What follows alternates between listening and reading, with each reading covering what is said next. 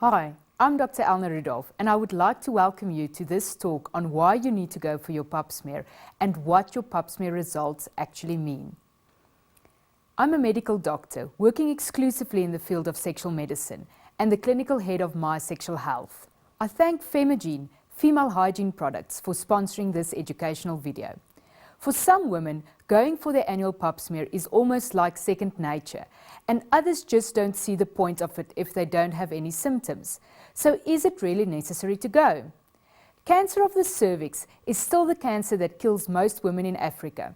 It's a terrible condition that can ruin a woman's life, but the good thing about it is that there are warning signs long before the cancer develops that can be picked up very early and in fact be prevented completely. The reason why we go for our pap smear is because we want to see if there are any early changes to the cells that might become cancerous in the future. Fortunately, it takes years from the time that the first changes happen to the point where there is actual cancer that can spread and potentially cost a woman's life. It is important to know that a pap smear only checks for abnormal cells. It does not check for sexually transmitted infections. It does not even check for human papillomavirus or HPV, the virus that causes cancer of the cervix. HPV is a highly contagious sexually transmitted infection, and up to 80% of people will pick it up at some point during their lives. It can stay in your system for many years and cause changes to cells of your cervix that might result in cancer years later. Our body usually have the ability to get rid of the virus without causing any harm. But in some cases, the infection persists and causes these unwanted changes.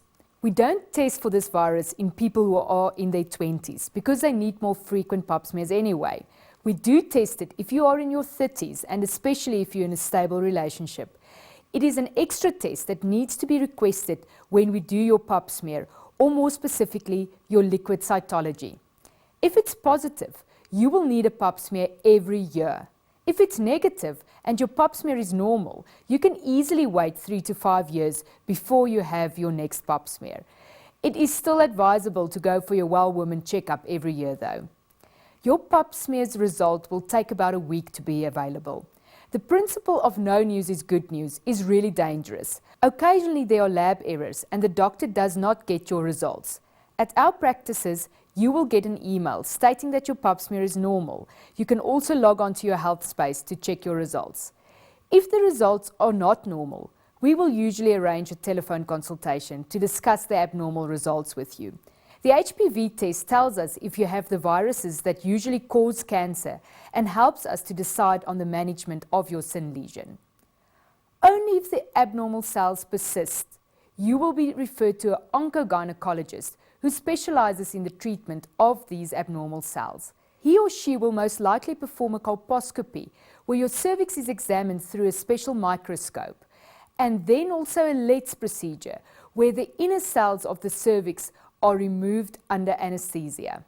It is important to remember that most of the SIN lesions will just resolve by itself.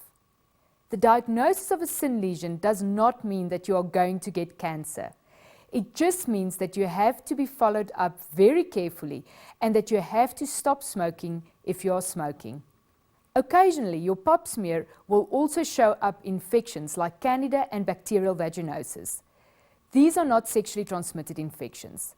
They occur spontaneously and can easily be treated with medication or vaginal preparations. Your doctor will send you a prescription if that is the case. In some cases, the sample that was taken was not adequate for thorough evaluation. Because of the cells of the endocervix, the most vulnerable part was not included in the sample, or because there was an infection or too much blood that made it difficult to evaluate the sample. You might be asked to come in and repeat the sample if that happens. If you've always had a normal pap smear, you can stop with them at the age of 65 or when you've had a hysterectomy. Women who've had a hysterectomy no longer need pap smears unless the hysterectomy was done because of cancer of the cervix. I hope that you are now an expert on pap smears and that you are looking forward to your next one. Thanks again for listening.